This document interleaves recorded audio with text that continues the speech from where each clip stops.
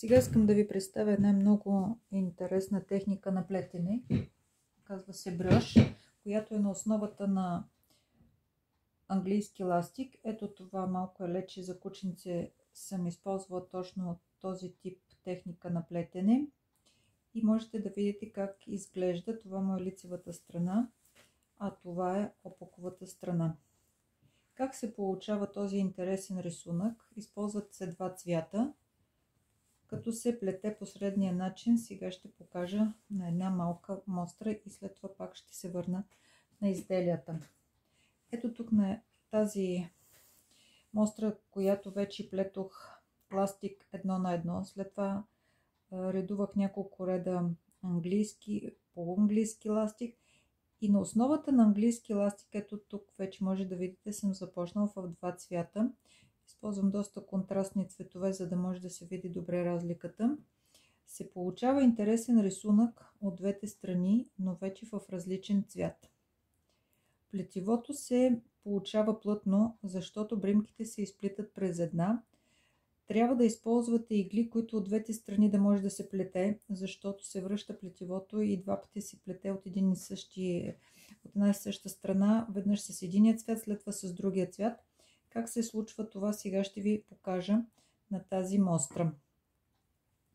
Едните бримки, всичко е на основата на ластик едно на едно. Единият цвят плетем лицевите бримки, с другия цвят плетем опаковите бримки от едната страна и след това по обратния начин от другата страна. Имам два цвята и сега започвам с светлия цвят.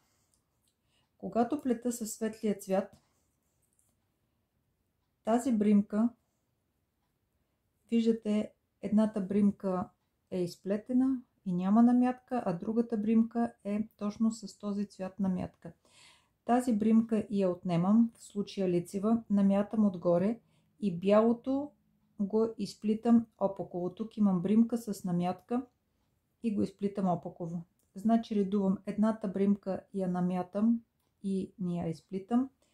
В случая синия цвят, защото в момента плета с бяло, и бялата опаковата я изплитам с бяла намятка, която е била от предходния ред. И така до края. Тези, които са лицеви в случая и са с синия цвят, ги отнемам и намятам отгоре с бяло, а опаковата я изплитам. Така до края на реда, след което ще смена цветовете, но преди да ги смена, връщам плетивото обратно в първоначално, където започнах. Не обръщам плетивото от другата страна. Същия ред сега ще го изплета, но с другия цвят. Затова трябва да използвате игли или обръч, за да може да върнете плетивото, отново да изплетете този ред, но сега с другия цвят. Сега тези, които са бели, ги намятаме, а тези, които са сини с намятка отгоре, ги изплитам. Ето по този начин, лицево, защото тук върват лицевите редчета. Опаковото го отнемам с намятка отгоре, а лицевото го изплитам. Намятам, изплитам. Намятам отгоре върху иглата и изплитам. Намятам отгоре и изплитам.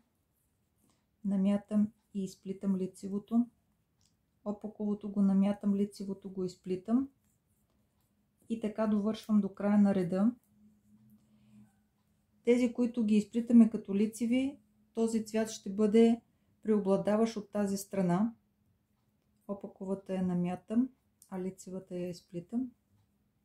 Намятам и последната я изплитам, за да може да се оформи края. Сега обръщаме плетивото и трябва отново да сменим цвета. И двата ни цвята сега са в този край. И трябва първо да мина един ред с бялото, защото в момента плетох с синьото. Те постоянно се редуват. Сега трябва да плета с бялото. Но сега трябва да изплета тези, които са с бялата намятка. В този случай те са лицевите бримки. Първата ще я изплета, за да може да се оформи по-добре края тук, където се сменят цветовете. И сега имам лицева, която е с намятка отгоре и я изплитам, а опаковата просто я отнемам с намятка. Така тук върват лицевите бримки бели и тук редчетата се виждат повече като в бяло. Намятам, изплитам, намятам, изплитам. И така до края. Изплитат се през бримка, една изплитаме, една отнемаме с намятка, една изплитаме, една отнемаме с намятка. И така до края с белия цвят. След което трябва отново да се върнем в началото на този ред и да го изплетем, тези бримки, които са с намятка, да ги изплетем с другия цвят, в случая синия. И това се случва последния начин. Лицевите, които преди малко ги изплетох с бяло, сега само ги отнемам и намятам, а опаковите ги изплитам. Намятам, изплитам. Намятам, изплитам. Намятам, изплитам. Намятам, изплитам. Намятам, изплитам. Изплитам всички опакови, а всички лицеви просто ги отнемам само с намятка отгоре.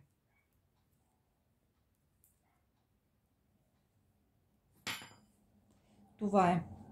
Може просто само да се плетат прави речите и се получава достатъчно красив ефект рисунък. От която страна повече ви харесва, може да я използвате като лицева. Ако се използват някои свивки и намятки, може да се оформят и много интересни фигури, както съм използвала да се получат тук на това елече. Ето, мога да ви покажа и още едно друго мое изделие, един друг пуловер, където основната част е използвана прави редове, а за бордюрите са използвани тези ефектни фигури, които се получават от техниката брьош, но там е малко по-сложно с свивки и намятки, която ще покажа в друго видео.